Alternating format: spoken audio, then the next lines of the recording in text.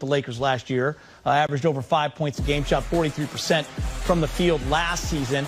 He also was notably left behind at the arena after the Lakers won the title. Instagram gold right there. Kyle, jump in on this. Brez and I talked about it yesterday. Jared Dudley's really important to this team because of the chemistry, new guys coming into the locker room. Quinn Cook, you can make an argument, just as important from that standpoint. Yeah, absolutely. I mean, Quinn's a guy who is just super likable, super engaging. I kind of remember last year at Anthony Davis event where there were a lot of people milling around. Quinn Cook was just sort of one of the people around. I mean, and was doing Pop-A-Shot with a bunch of college kids or something. He's just a guy who likes to hang out, is very normal, engages people on social media, talks for hours about DC pickup games. He's just a likable culture setter and a guy who gets along in any locker room, knows a lot of people around the league, is well liked by the people in the league, and can come in and hit some shots every once in a while. And Brez, he's the Madden defending champion on this team. That's important. That's huge. You know, a lot of bragging rights at stake, and X's the and real O's. Title defense. the real defense. Some X's and O's real quick. This is the type of guy you can kind of plug in there if a Schroeder has a game off, or again, if AD or LeBron say, you know, we're not going to play this game in Charlotte in March or April. Let's get some scorers out there. Quinn Cook could be pretty early off that bench. I love what Rob in the front office has done, putting these kind of pieces with the superstar talent that they have. All right, still to come, Lakers. Rob Pelinka has put the Lakers back in a position to once again lift more years. The Brow gets a max contract. Here's how the numbers break down starting this season. Davis will make $32.7 million. It goes up every year from there. A total of 5 years, $190 million, Brez. AD will have a player option for the 2024-25 season. That's at $43.2 million. That's pretty good. Davis spoke with the media on Friday and let it be known he was always coming back to the Lake Show. Yeah, it wasn't a matter of, was I coming back or not. I think it was just more so, figuring out, the contract length. It was more so just trying to figure out what's best for me and my family, trying to figure out, do I want to do a long-term deal, short-term? And I just, figured, this is the place I want to be. I don't plan on, anywhere. As you can see, I'll be here for the next 5 years. So I just thought it was best for me to just go ahead and lock it in. And it's tough not to be in LA and play for organizations, especially when you just won a championship. And a lot of people say the toughest to win. So I just wanted to be here. I want to be here. My family wants to be here. I love this organization. I love the coaching staff that we have. And they're always on the floor to be able to be for the championship. So I just figured, why not be here? Can you just get more into the decision process and why 5 years? Because obviously you had some other options available to you to maybe go a couple of years and then come back into free agency when there could be a larger salary cap. Yeah, I thought about that, and that could have been a, 2-year, 3-year deal. But like I said before, I want to be here long term. It's a great organization. I just felt like that was the best option for me. And then, I have to think about also, the reality of things too.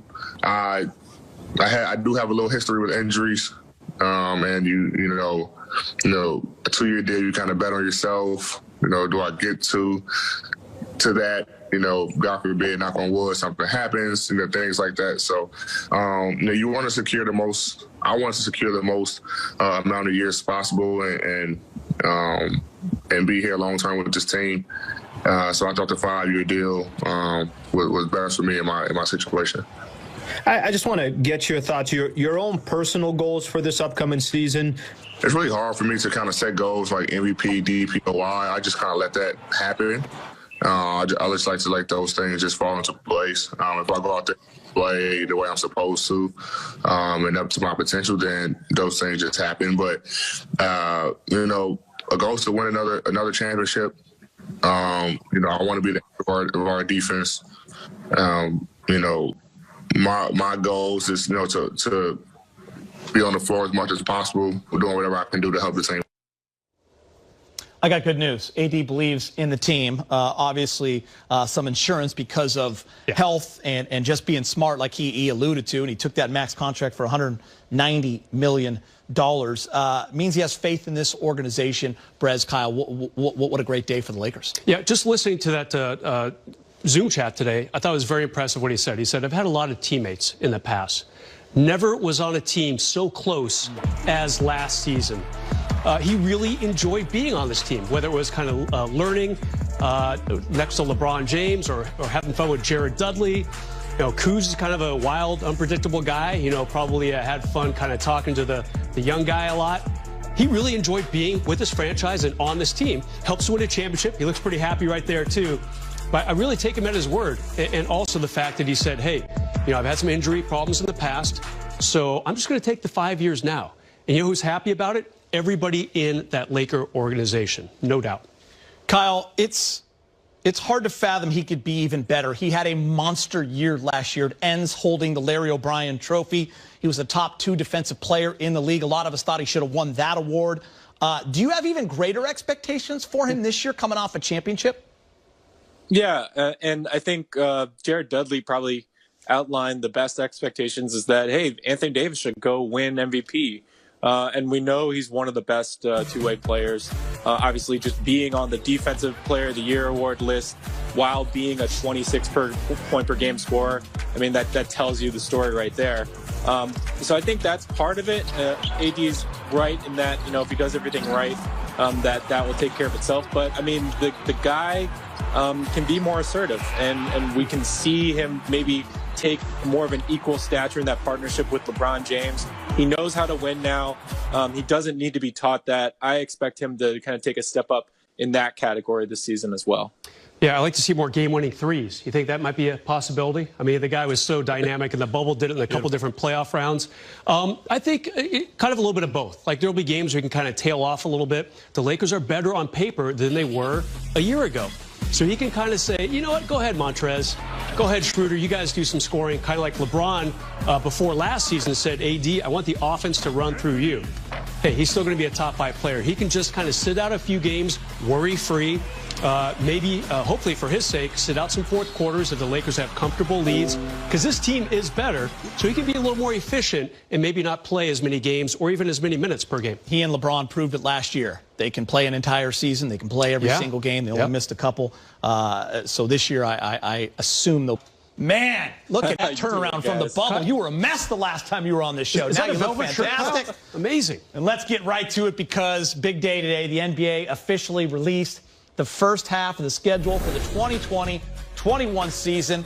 A few highlights for the Lakers. December 22nd, Brez. It's opening night against the Clippers. Christmas, Luka and the Mavs. MLK Day, the Warriors, February 20th. Finals rematch against the Miami Heat. So a breakdown of the Lakers' schedule. 37 games in the first half of the season. 19 at home, 18 on the road, 5 back-to-backs. That longest road trip of the first half, 7 games. That's going to be in late January. Longest homestand is 5. That's in February. Preseason games begin in just 7 days. Regular season, less than 3 weeks away. Head coach Frank Vogel is quite aware of how quick the turnaround has been. Our first big challenge of the year is trying to strike that balance the right way.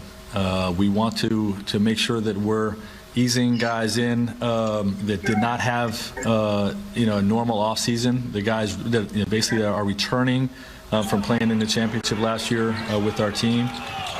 We don't want to overdo it early with those guys, but at the same time, the games are coming up very quickly. So we also don't want to ease in so much that we make them vulnerable for those games to injury. So we're going to have to on a day-to-day basis try to strike that balance, not overdo it early and make them vulnerable to injuries in camp, while still getting them ready so that they're not vulnerable when the games come around.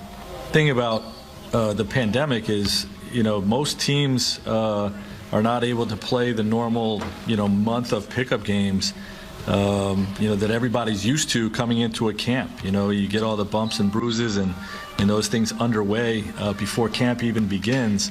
And then the intensity level increases when camp begins. So without that, again, we're just going to have to keep a close eye on the ramp up, to getting these guys ready to play. We got to get them moving with training camp intensity.